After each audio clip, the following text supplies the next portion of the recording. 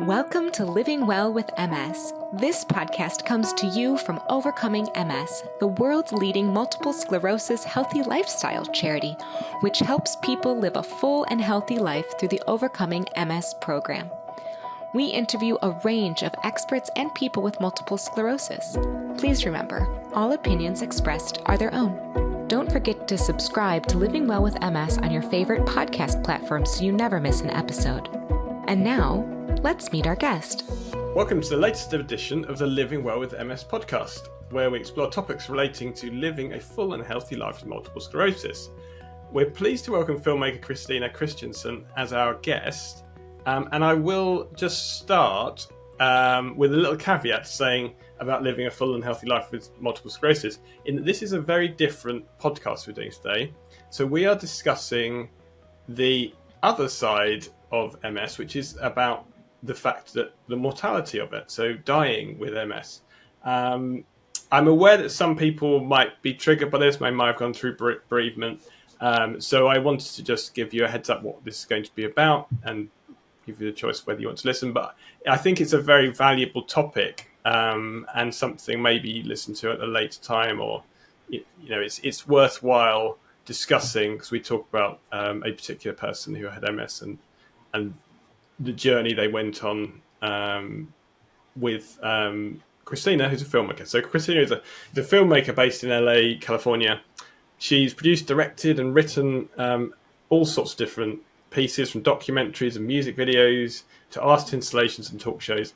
She's currently campaigning, raising funds for her short documentary called Dear Brandon. Follows a former outdoorsman who's now paralysed with MS, and at the end of his life writes a letter that was left on a hiking trail in Utah by a social worker. This letter then made its way to the highest peaks in the world by a family of strangers, and we talk about how Krystina finds this letter 3,000 miles away in Hawaii. So, with that, welcome to the show, Krystina. Could you start off with introduce yourself and tell us a bit about your connection to multiple sclerosis? Thank you so much. I'm very happy to be here because this is one of the shows that I actually listened to when I met Brandon to learn more about MS, and so I wasn't bombarding him with questions that I'm sure he was getting quite a lot. So that brings me to my connection with MS, which was in May of 2021 when I was hiking on a trail in Hawaii. Prior to that, I would say throughout quarantine and probably before that, I developed this gratitude practice of being grateful for various things. But one of the things in particular was just my ability to be outside and to move around. And so anytime I would go on a hike, I would always end it with just a lot of gratitude and awareness over the fact that I got to do that thing. And I am also very aware that some people might not have that access. So we're at the top of this trail called Makapu'u Point, which is the easternmost point of Oahu. And my friend sees a piece of paper under a rock that says, "Please read me." And so we pick it up, kind of scared, because we're like, what is this? And it turned out that it was a letter from a man named Brandon. It said, "Hi, my name is Brandon. I'm from Sandy, Utah. If you happen to be reading this letter, I believe it's for a reason. I want to share my story with you." And then he went on to share that he was diagnosed with MS in 1999. And prior to that, he was super active in outdoor sports. But now he found himself at the end of his life on hospice with a bit more left to give. And so it was put in this letter. His hospice worker hiked it up to a trail in Sandy, and then it was spread all over the place, as you said. And that's how I found it in Hawaii. And that's where it began. So tell us a bit about the film that you're working on then, and how this tackles the themes of death and grief. So the film came about after I'd say 2 months of knowing Brandon. I was really cautious in the beginning about, I don't know why, I just felt like I didn't want to bother him too much, even though he was just the most open person ever and always checking in and always very genuinely in conversation with everyone. But about 2 months in, I got a text message from an unknown Utah number. And honestly, I thought it was maybe his social worker letting us know that he had passed away. But instead, it was a link to an article that said, Sandy man with MS prepares to leave hospice, says passion project saved his life. And I was like, wait, what? What? He's leaving hospice? What happened? And then it turned out that, at least in the States, you're only given so many months of hospice care. And if you're not regressing as rapidly as they would like for you to, they will start to rescind some of the benefits. I don't think it's a great thing, but it's something that happens. So he had started gaining weight. He just wasn't declining as fast. So that's what happened. And of course, the news picks it up as like, oh, he left hospice. So regardless, I just thought it was an incredible story. And so I got on the phone with Brandon again, and I was like, I hate to be the filmmaker that wants to make a film, but this is such a good story, Brandon. Could I at least come and interview you? Would that be okay? And he goes, yeah, I thought that's the whole reason why you were even befriending me, was because maybe you wanted to make a film. So he agreed, and then we started working together on what this would be. And essentially what it is I do a road trip from Los Angeles to Sandy. I stop and leave the letter in various mountain peaks. It just so happens to be a beautiful drive between many national parks. And I interview a handful of people that Brandon felt he connected with, I guess a bit more than others, or that he thought might have a more interesting story to tell. And that definitely included an interesting group of people. So I interviewed them, then met with Brandon and his family. And from there, I really thought that was going to be it. It was just going to be explaining this really cool experience of meeting these people, meeting Brandon, talking about this letter. And then it ended up being a lot more than that throughout the course of our friendship, just getting closer and experiencing a lot of grief and loss together. So that's where the themes of death and grief come in, because to know Brandon is to know someone that is going to die. He is on his deathbed, and that's kind of the social contract that you're agreeing to when you do become friends with him. And I also like to point out that that's the social contract you have with everybody. It's just more obvious with him, I guess. But because of that, there were times when, you do just talk about it. And I've learned that sometimes just talking about it does make it a bit easier for everyone. And so I think, yes, we were making this documentary, but really Brandon kind of brought together this family of people who were going to go through this grief together in a very specific way. And whether he meant to do that or not, that's what happened. And to this day, we are all pretty unified in that. And we know that we have each other if we do ever need to express what's happening in our lives specific to this loss. So the name of this podcast is Living Well with MS, but you're really talking about dying well with MS. So what have you learned about dying well if you have an incurable chronic condition? So has that informed you at all? I love that question, because if you zoom out, or if you come out enough, we all have an incurable chronic condition, which is the human condition. But I do see what you're saying, specifically with Brandon's diagnosis. I think it comes down to, dying well is to live well. And it is all the same thing, really. In addition to doing this documentary, I just so happened to also be doing a feature documentary that was about the death care industry. So I've spent the last year and a half very immersed in this topic and being around a lot of people who are dealing with this specific thing, the thing we're all going to deal with.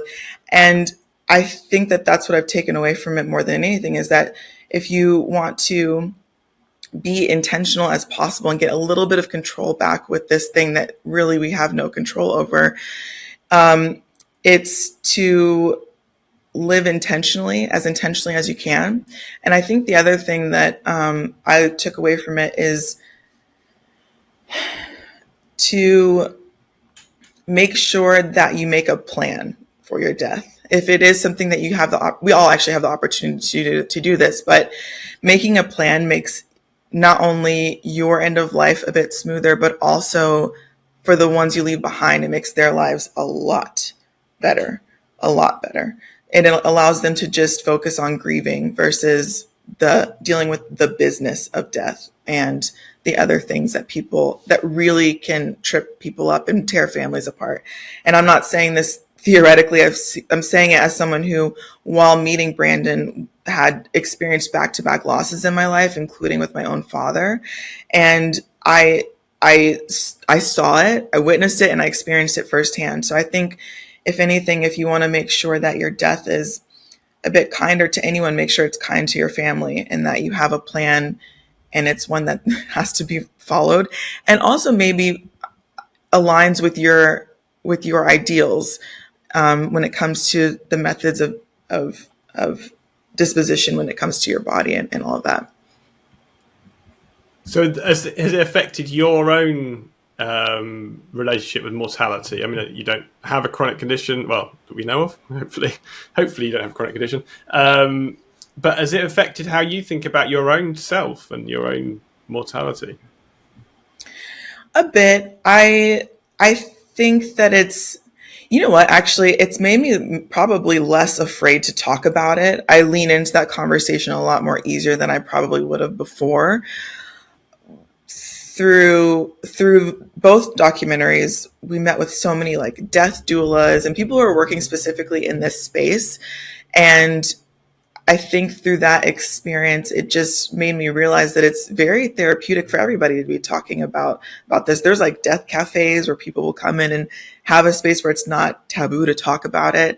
And sometimes in these death cafes, they're not talking about death. Sometimes they're talking about their rock collection or something, but it's tied into something that they're just holding on to or something that they really love about being alive. And so I guess it's maybe made me more grateful for being well, and just I look at my mortality not as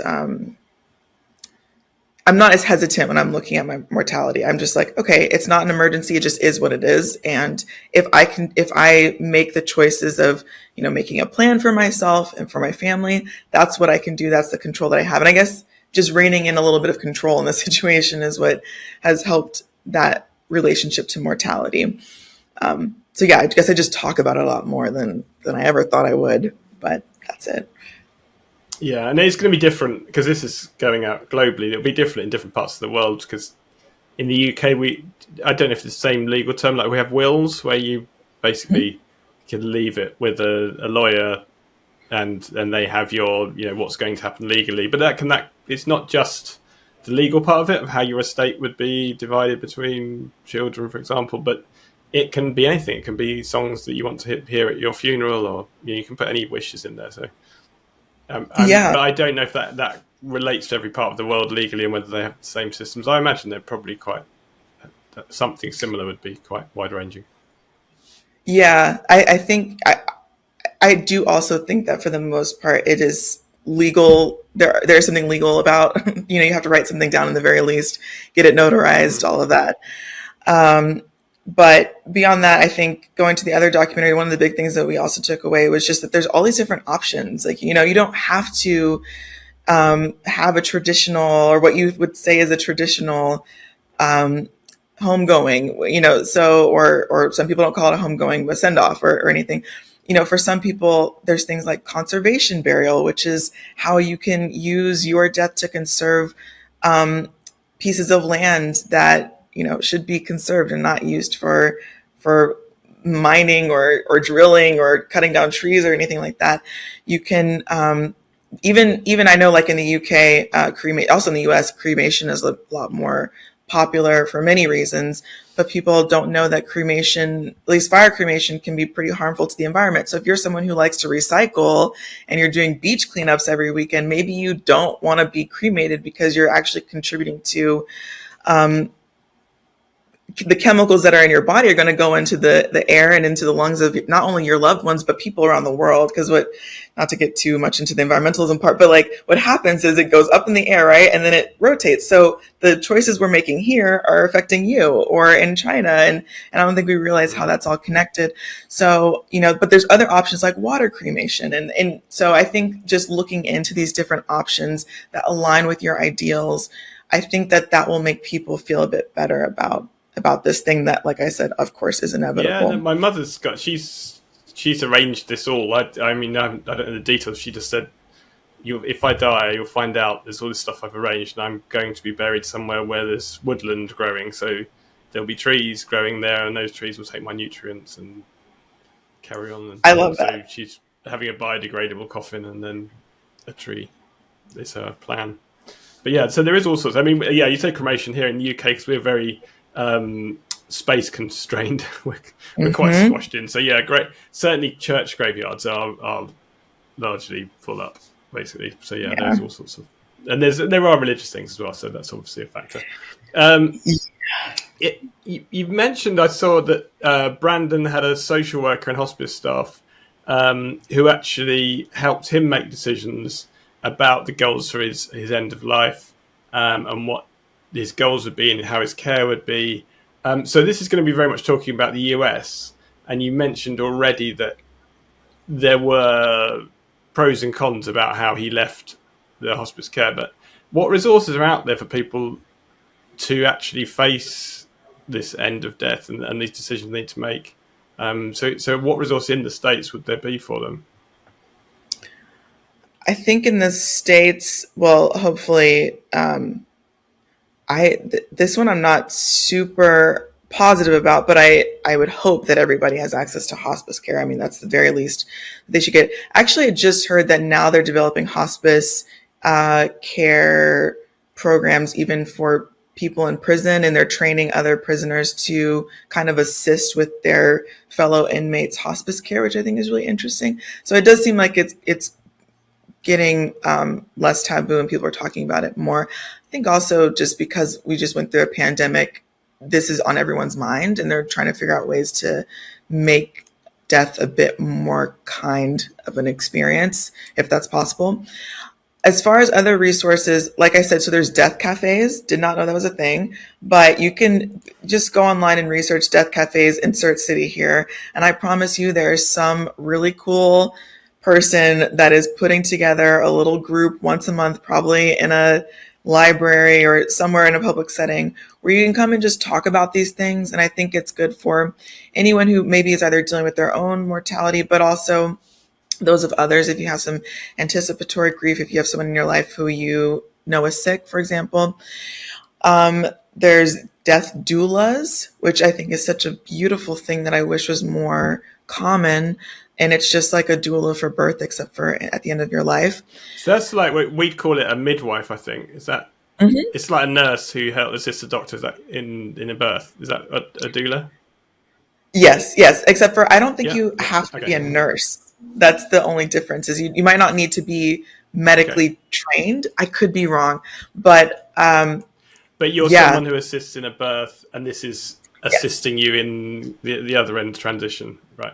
Yes, and I know they definitely have them in the UK because the two of the death doulas that we interviewed for the feature were actually both British, so they must have them in the UK.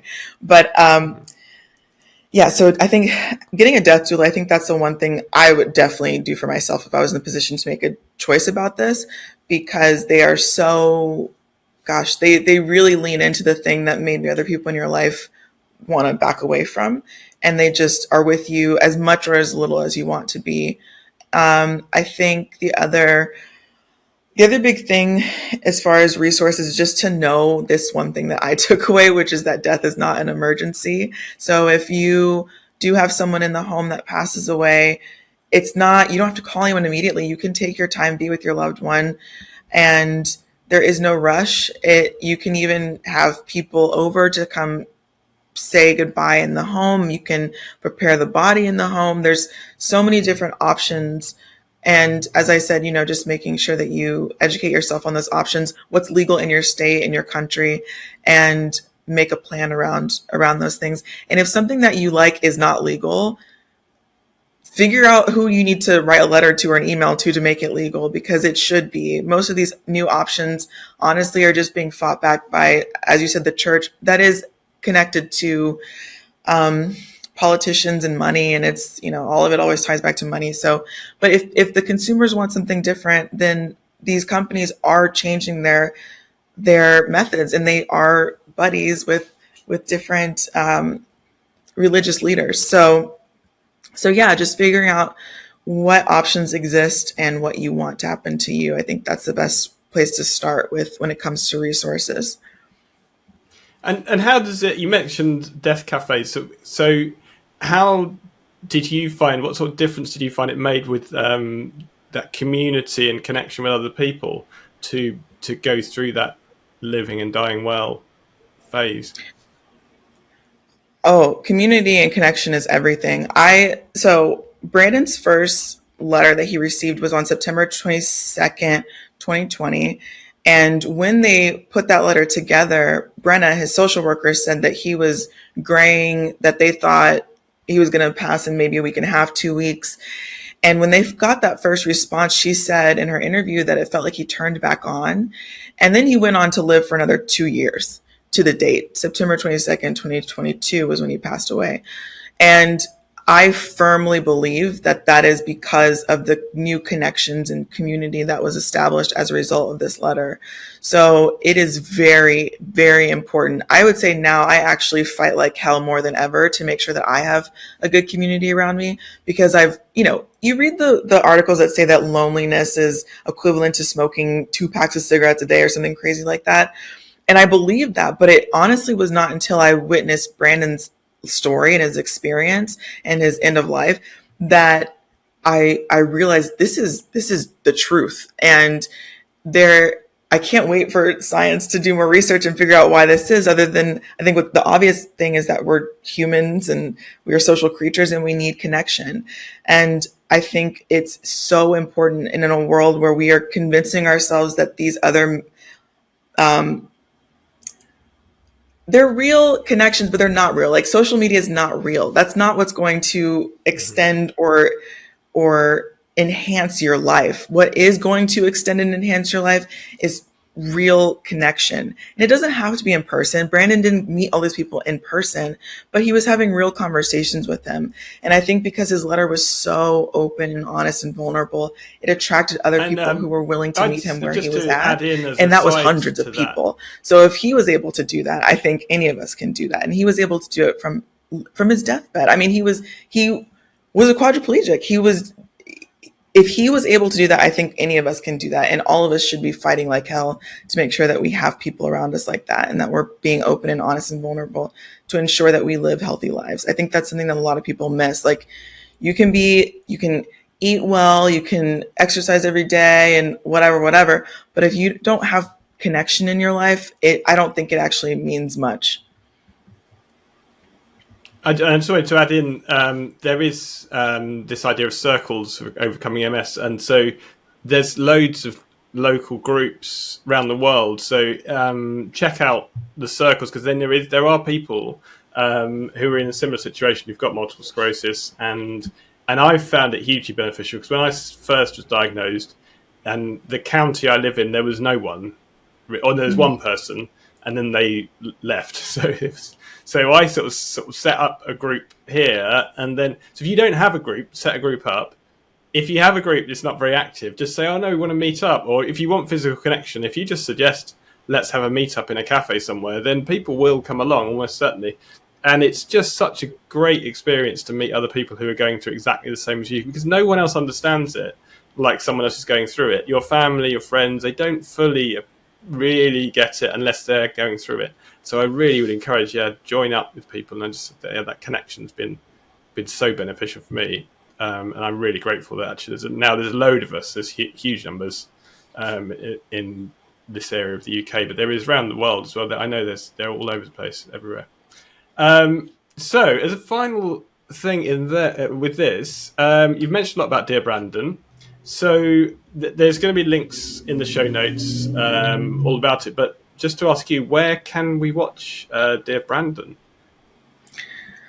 I can't wait to know where you can watch it. I guess we'll know once it's in the film festival circuit and all of that. I will say in the meantime, the best place to figure out the status of this film would be at my website, KrystinaChristiansen.com/Brandon. That will be like the hub of just all the different links to, say we're in festival season. If you're in the city that the festival is at, then you can go there and see it there. And then, ideally after that, we'll get some distribution, hopefully on a streamer or something like that, so that people can watch it from home. But in the meantime, on that site, there is a campaign trailer. I know this episode will probably be coming out after the campaign is finished, but there will be a link to the campaign trailer so you can see kind of where we started with the film. And we are also in talks on connecting with getting a fiscal sponsorship. So if anybody does want to contribute in any way to the finishing of the film, it'll be considered, at least in the U.S., a tax write-off, which is, I know, an incentive for Americans because it's considered nonprofit. And the big thing I think actually I would recommend for everybody to do is follow Brandon's Instagram account that they set up for this project. It's called For Brandon's Love 77. And what's really cool about that is even to this day, people are still finding the letter. And even though the letter's been updated to say that he's passed away, they're still responding with these incredible stories. And Brenna, his social worker, shares them on that account. So I think more than anything, the coolest thing is just to follow that Instagram, and you'll get to see these really beautiful stories of people who've connected with the letter. And I don't think I mentioned this, but at the end of the letter, he asks for readers to be his arms and legs and take a photo of the view and share a bit of their story with him. So that's what these posts are. It's a really nice photo of some mountaintop somewhere or a river somewhere, and then a nice story about how Brandon's story affected them. Okay, with that, do check out the show notes because there'll be links to all of that. And I just want to thank you because that is really an incredibly positive discussion on something which is obviously mostly a very negative subject. But so thank you very much for joining us, Krystina Christiansen. Of course, thank you for having me. Thank you for listening to this episode of Living Well with MS. Please check out this episode's show notes at overcomingms.org/podcast. You'll find useful links and bonus information there. Have questions or ideas to share? Email us at podcast@overcomingms.org, or you can reach out to Geoff on Twitter @JeoffAlex. We'd love to hear from you. Thanks again for tuning in, and see you next time for tips on living a full and happy life with MS.